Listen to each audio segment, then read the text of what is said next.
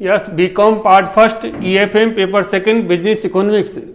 Business economics का जो paper second है, इसके अंतर्गत आज हम पढ़ेंगे लॉ ऑफ डिमांड, मांग का नियम। पिछले वीडियो में आपने demand and law of demand के अंतर्गत मांग किसे कहते हैं, डिमांड को प्रभावित करने वाले कौन कौन से फैक्टर्स हैं, डिमांड के प्रकार कौन कौन से हैं, ये सब चीज़ें हमने पिछली वीडियो में अध्ययन किया। आज अब देखेंगे meaning and definition of demand. Law of demand, मांग के नियम के क्या अर्थ है और इसकी क्या परिभाषाएं हैं। तो यहाँ देखिए, the law of demand states that other things being equal the quantity demanded per unit of time will be greater at the lower the price and smaller at the higher the price। इसका मतलब ये हो गया कि the law of demand बताता है कि other things being equal, यदि अन्य बातें समान रहें, क्योंकि इकोनॉमिक्स से कोई भी नियम लागू होता है कब होता है, जब अदर थिंग्स बीइंग इक्वल, यानी कि अन्य बातें समान रहें, और ये अन्य बातें ही उसकी अजम्पशंस मानी जाती हैं। The quantity demanded per unit of time, यानी कि एक निश्चित समय के अंतर्गत जो वस्तु की मांग है, will be greater at the lower price, यानी कि कीमत यदि कम होगी तो वस्तु की मांग ग्रेटर अधिक होगी। And smaller at the high price, और यदि कीमत अधिक होगी तो वस्तु की मांग कम होगी। यानी कि the law of demand reflect the inverse relationship between price and demand. Price और डिमांड के अंतर्गत संबंध कैसा है, इनवर्स रिलेशनशिप है, विपरीत संबंध पाया जाता है। यानी कि जो कीमत है और मांग, इन दोनों में विपरीत संबंध पाया जाता है कि यदि कीमत में कमी होती है तो मांग बढ़ेगी, और कीमत यदि बढ़ती है तो मांग कम होगी।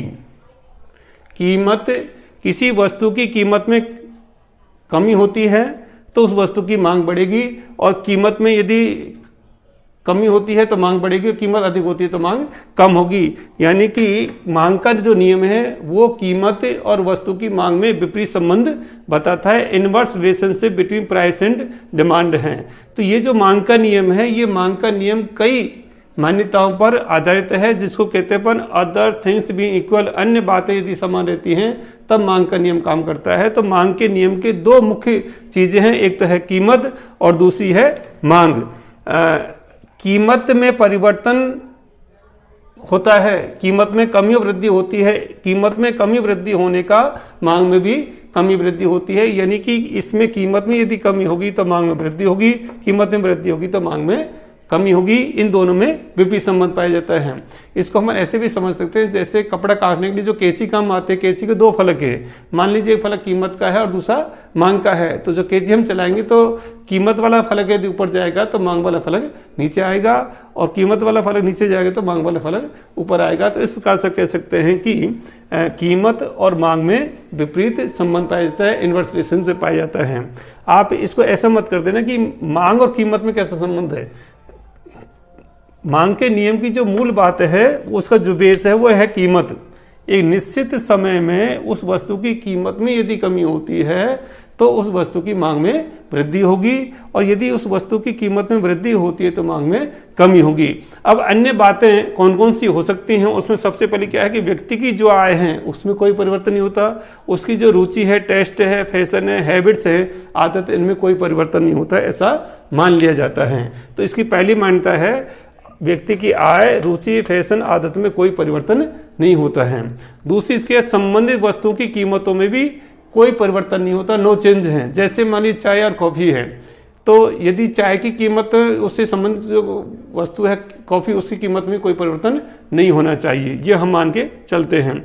भविष्य में वस्तु की कीमत में परिवर्तन की संभावना नहीं, यानी कि फ्यूचर में भी उस वस्तु की और उससे संबंधित वस्तु की कीमत में कोई कमी या वृद्धि होने की संभावना नहीं है, ऐसा हम मान करके चलते हैं।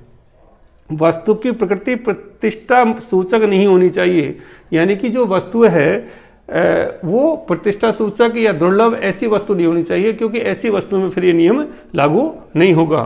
जनसंख्या के आकार, आयु संरचना, लिंग अनुपात में नो चेंज, यानी कि देश में जो जनसंख्या का आकार है, साइज है, जनसंख्या में कोई परिवर्तन नहीं हो, जनसंख्या की मात्रा उतनी रहनी चाहिए। आयु संरचना, एज जो फैक्टर्स हैं, जैसे कि अभी ये कहा जाता है कि भारत में सबसे ज़्यादा युवा हैं, यानी कि विश्व में जनसंख्या भले ही चाइना की सबसे ज़्यादा है, लेकिन जो युवा शक्ति है, जो यूथ है, वो भारत में सबसे ज़्यादा है। तो आयु संरचना का मतलब होता है कि एज, विभिन्न एज ग्रुप के कितने लोगों की संख्या है, तो उसमें कोई चेंज नहीं आता है। जो लिंग अनुपात है, यानी जो सेक्स रेशो है, पुरुष और महिलाओं के बीच का जो अनुपात है, उसमें भी कोई चेंज नहीं आता है, ऐसा हम मान करके चलते हैं। वस्तु की किस्में नो चेंज, यानी कि जो वस्तु की जो क्वालिटी है वो सेम रहती है, उसमें किसी तरह का परिवर्तन नहीं होता है, ये भी इसके एजम्पशन के अंतर्गत मानी जाती है। सरकारी नीति में भी कोई परिवर्तन नहीं होता है, यानी कि गवर्नमेंट की जो पॉलिसीज है उसमें कोई परिवर्तन नहीं होता है।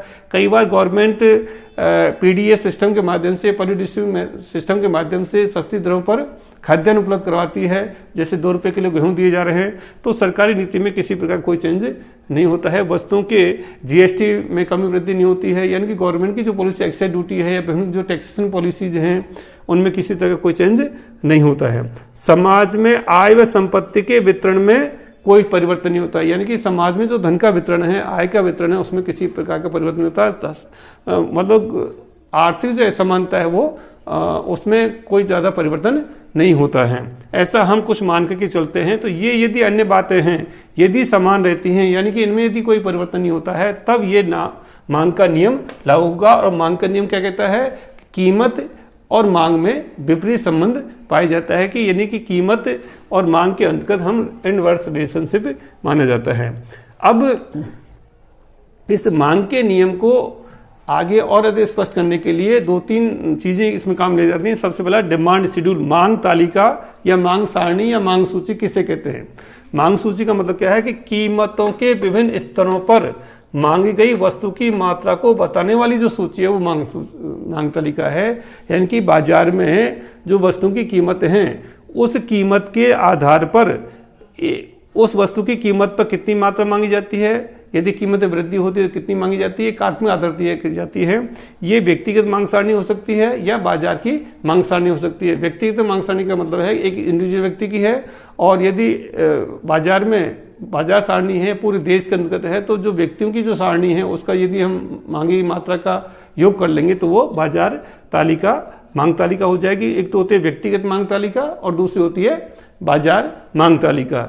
इसके अंदर आता है डिमांड कर्व, मांग वक्र। जब हम मांग सारणी को रेखा चित्र द्वारा प्रस्तुत करते हैं तो उसमें अंकित वक्र मांग वक्र कहलाता है। यानी कि जो डिमांड शेड्यूल है उसको यदि हम रेखा चित्र को द्वारा चित्रित कर दें तो वही क्या कहलाएगा? डिमांड कर्व का शक्ल आ जाएगी।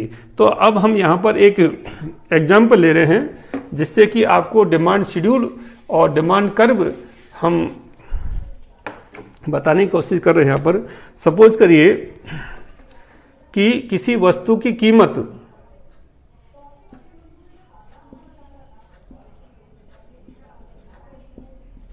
50 रुपये है। 50 रुपये जब कीमत है तो मांगी गई जो मात्रा है, मांग की मात्रा वो मान लीजिए 1 इकाई है। कीमत यदि कम होती है 40, तो आपको बताया था कीमत में यदि कमी होगी तो मांग में वृद्धि होगी, 2 हो गई। कीमत और कम होती है तो मांग और बढ़ जाएगी, कीमत और कम होती है तो मांग और बढ़ गई, कीमत और कम होती है तो मांग और बढ़ गई। सपोज करिए किसी वस्तु की कीमत यदि 50 रुपये की है तो उस 50 रुपये पर उस वस्तु की 1 इकाई मांगी जाएगी। यदि 40 रुपये कम हो जाती है तो 2 इकाई मांगी जाएंगी, 30 हो जाती है तो 3 इकाई मांगी जाएंगी, 20 हो जाती है तो 4 इकाई मांगी जाएंगी, और 10 हो जाती है तो 5 इकाई मांगी जाएंगी। यानी कि वस्तुओं के मूल्यों में यदि कमी वृद्धि होती है तो मांग की मात्रा में भी कमी वृद्धि होगी। अब ये जो तालिका है जिसमें कि वस्तु की कीमत और मांग की मात्रा को चित्रित बताने वाली जो सूची है, इसी को हम क्या कहेंगे? मांग तालिका कहेंगे। और ये मांग तालिका हो गई, एक व्यक्ति की मांग तालिका होगी। अब इसी को यदि बाजार तालिका में बनाना है तो हम क्या कर सकते हैं कि एक्स वस्तु की मांग तालिका, वाई की और जेड की, तो इनके हिसाब से अपन उसको कर सकते हैं कि 50 रुपये कीमत पर एक्स व्यक्ति की मांग की मात्रा क्या है, वाई की कितनी है और जेड की कितनी है, इनका टोटल करके अपन वो बाजार की मांग तालिका बन जाएगी। अब आता है मांग वक्र। अब ये जो मांग तालिका है, इसी मांग तालिका को यदि हम रेखाचित्र के द्वारा स्पष्ट कर दें तो ये क्या आ जाएगा, मांग वक्र की शक्ल में आ जाएगा। जैसे अपन इसी को, जो मांग तालिका थी, इसी को यदि हम रेखा चित्र के द्वारा प्रस्तुत करें तो ओ एक्स ओ वाई, नीचे लेते हैं अपन वस्तु की मात्रा 1 इकाई, ये 2 इकाई, ये 3 इकाई, ये 4 इकाई और ये 5 इकाई। सपोज करिए 1 2 3 4 5, ये ओ अक्ष पर हमने लिए वस्तु की मात्रा, और ओ वाई लेते हैं अपन वस्तु का मूल्य। ये 10 रुपये, मान लीजिए 20 रुपये प्राइस है, ये मान लीजिए 30 रुपये है, ये 40 रुपये है और ये मान लीजिए 50 रुपये है। तो देखिए 50 रुपये मूल्य था तो वस्तु की 1 इकाई मांगी गई, तो यहाँ अपन पॉइंट लगा दें। 40 रुपये मूल्य था तो 2 इकाई मांगी गई, इसका पॉइंट अपन यहाँ लगा सकते हैं। 30 रुपये मूल्य हुआ तो 3 इकाई मांगी गई, इसका पॉइंट अपन यहाँ लगा सकते हैं। और 20 रुपये मूल्य था वो तो 4 इकाई मांगी गई, ये 4 इकाई, और 10 रुपये मूल्य हो गया तो ये 5 इकाई। अब इन बिंदुओं को आपस में मिला दीजिए आप।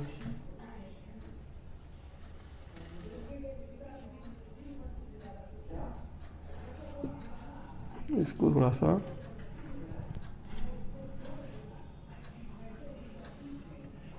ये आ गया आपका डीडी कर्व, डिमांड कर्व।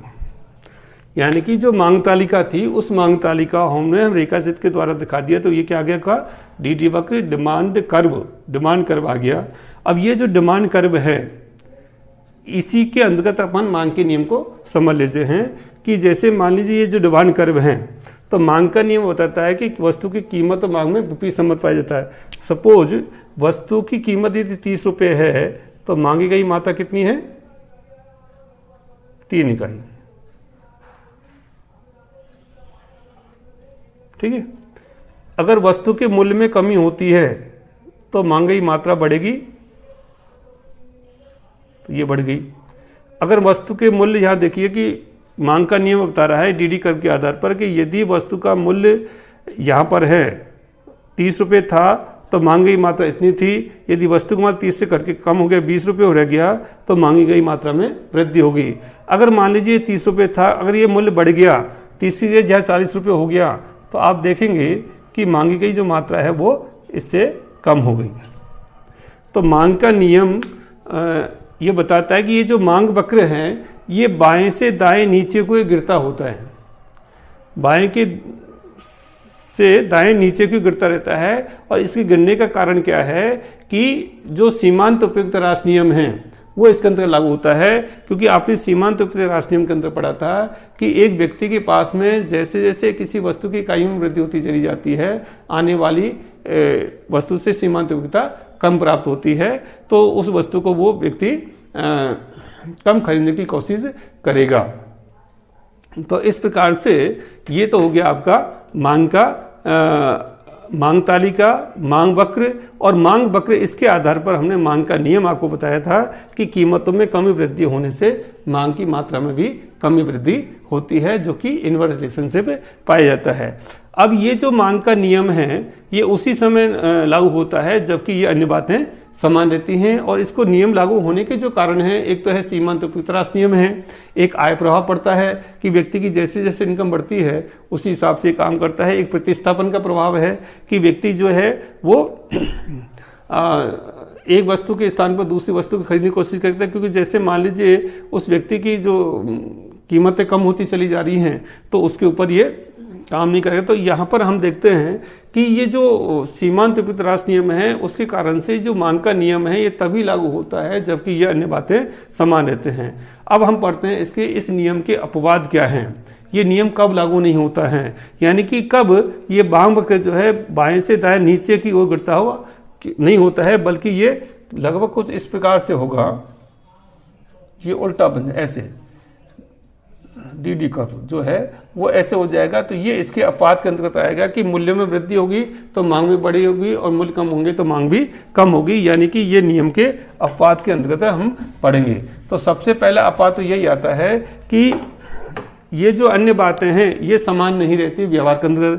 जैसे इसमें आय है, व्यक्ति की आय परिवर्तित होती रहती है, उसकी रुचि बदलती है, उसका फैशन बदलता है, उसकी आदतें बदलती हैं, तो व्यवहार में ये नियम फिर उस हिसाब से लागू नहीं पाए। संबंधित वस्तुओं की कीमतों में नहीं चेंज होता तो चेंज होता है। जैसे चाय और कॉफ़ी है, यदि हम कॉफ़ी चाय के लिए काम में ले रहे हैं तो कॉफ़ी की कीमतों में परिवर्तन बाजार में होता है। भविष्य में वस्तु कीमतों परिवर्तन की संभावना नहीं होती, जबकि हम जानते हैं कि भविष्य में यदि वस्तु कीमतों में कमी वृद्धि होने की संभावना होती है तब ये नियम लागू नहीं होता है। वस्तु की जो प्रकृति है वो प्रतिष्ठा सूचक नहीं होनी चाहिए, यानी कि बाजार हम देखते हैं कि ऐसी कोई वस्तु है जो प्रतिष्ठा की है, दुर्लभ वस्तु है, तो उस जिस वस्तु की कीमत ज़्यादा होती है उसको हम ज़्यादा डिमांड करते हैं, क्योंकि उसको हम प्रेस्टीज इशू बना लेते हैं। जनसंख्या आकार में इनमें सब में चेंज होता है, क्योंकि भारतीय जनसंख्या लगातार बढ़ती चली जाती है। आयु की संख्या उसमें परिवर्तन हो रहा है, लिंग अनुपात वो भी बदलता रहता है, और वस्तु की जो क्वालिटी है उसमें भी चेंज होते रहते हैं। गवर्नमेंट की पॉलिसी बदल रहती है, समाज में आय और धन के वितरण में असमानता है, भारत में गरीबी और अमीरी के बीच में खाई लगातार बढ़ती चली जा रही है। तो नटसल में कर सकते हैं कि इसकी जो मान्यताएं हैं यही इसके अपवाद हैं। इसके अलावा कुछ और हैं। गिफिन का विरोधाभास है, इन्फीरियर जो गुड्स हैं, निकृष्ट जो वस्तुएं हैं, उनकी कीमतें कम होने पर मांग नहीं बढ़ती। प्रोफेसर जो गिफिन थे ये उन्होंने कहा था कि यदि किसी वस्तु की कीमत में कमी होने से उसकी मांग बढ़ती है, ये मांग का नियम कहता है। लेकिन जो निकृष्ट वस्तु होती हैं उनकी कीमतों में यदि कमी होती है तो भी मांग में वृद्धि नहीं होती। जैसे डालडा घी है, अब डालडा घी की यदि कीमत कम होगी तो अप्रत्यक्ष रूप से उस व्यक्ति की आय बढ़ेगी, तो व्यक्ति सोचता है कि डालडा घी की जगह हम जो उससे हम देसी घी खरीद लें। तो जैसे ही उस व्यक्ति के पास में आय प्रभाव काम करता है और एक प्रतिस्थापन प्रभाव काम करता है, तो गिफिन का विरोधाभास शुरू हो जाता है। यहाँ पर कीमत में कमी होने से उस वस्तु की मांग नहीं बढ़ती है, जबकि देसी घी महंगा होते हुए भी उसकी मांग बढ़ जाती है। तो इसको कहते हैं अपन गिफिन का विरोधाभास, पैराडॉक्स ऑफ गिफिन। एक आती है अनिवार्य वस्तु, जो हमारी जीवन रक्षक वस्तु हैं उनकी कीमतों में कितनी कमी वृद्धि हो जाए। यदि कीमतें बहुत ज़्यादा कम हो जाएंगी तो भी मांग नहीं बढ़ेगी, कीमत बहुत ज़्यादा हो जाएंगी तो भी मांग में कमी नहीं होगी। जैसे नमक है, अब नमक अनिवार्य वस्तु है। अब नमक मान लीजिए अभी 20 रुपये किलो हैं, और मान लीजिए 1 रुपये का 100 किलो नमक हो जाए तो क्या आप नमक खाना ज़्यादा शुरू कर देंगे? इतना सस्ता नमक की डिमांड ज़्यादा नहीं करेंगे। तो नमक मान लीजिए 100 रुपये किलो हो जाए तो भी आप उतना ही काम मिलेंगे, नमक खाना आप नहीं छोड़ सकते। तो जो अनिवार्य वस्तुएं हैं, देने उपभोग की जो ऐसी वस्तुएं हैं, उनके ऊपर भी ये नियम लागू नहीं होता है। ऐसे कई चीज़ें हैं जिनके अंतर्गत ये नियम लागू नहीं होता है। कई बार व्यक्ति की जो अज्ञानता है उसके अंतर्गत नियम लागू होता है। जैसे मान लीजिए बाजार में पर्चे नहीं जाते हैं और कोई वस्तु एक्स वस्तु 100 रुपये की है और एक वाई 500 रुपये की है, तो हम ये मान के चलते हैं कि जो वस्तु जितनी ज़्यादा महंगी होगी वो क्वालिटी की बढ़िया होगी। ये लोगों का भ्रम है। तो वो लोग क्या करते हैं कि महंगी वस्तु ही खरीदते हैं, यानी कि जो जितनी महंगी होगी उसकी डिमांड उतनी ज़्यादा बढ़ेगी। जो पैसे वाले व्यक्ति, जो अमीर व्यक्ति हैं, वो अपनी प्रतिष्ठा के खिलाफ समझते हैं। तो ऐसी स्थिति में भी ये नियम लागू नहीं होता है। तो इस प्रकार से हम कह सकते हैं कि ये जो मांग का नियम है, मांग का नियम का सार क्या है कि वस्तु की जो कीमत है और वस्तु की जो मात्रा है, मांग की मात्रा, उसमें दोनों में विपरीत संबंध पाया जाता है। और इस प्रकार से आज की वीडियो में मैंने पढ़ा है कि वस्तु की कीमत में परिवर्तन होने से उसकी मांग की मात्रा में परिवर्तन होता है। अब कितना होता है कितना नहीं होता है, ये अगले जो चैप्टर है हमारा मांग की लोच, इलास्टिसिटी और डिमांड, उसके अंदर देखेंगे। यहाँ पर केवल ये दिशा बताता है कि यदि कीमत में कमी होती है तो मांग में वृद्धि होगी, और कीमत में वृद्धि होती है तो मांग में कमी होगी। अब कीमत में कितना % कमी होती है, मांग में कितना % वृद्धि होगी, ये नियम ये नहीं बताता है। ये तो हम अगला जो चैप्टर है मांग की लोच, उसमें अध्ययन करेंगे। तो आज के चैप्टर इतना ही। थैंक यू, धन्यवाद।